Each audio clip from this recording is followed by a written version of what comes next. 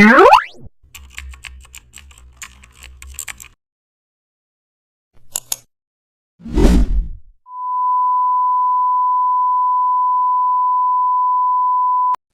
explore how to create elegant tonal balances.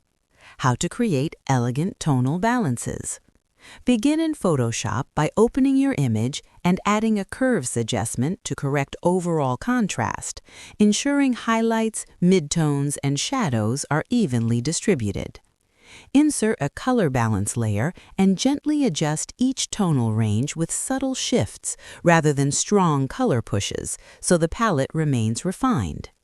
Next, apply selective color and fine-tune neutrals to harmonize hues across the image, preventing any area from appearing overly warm or cool.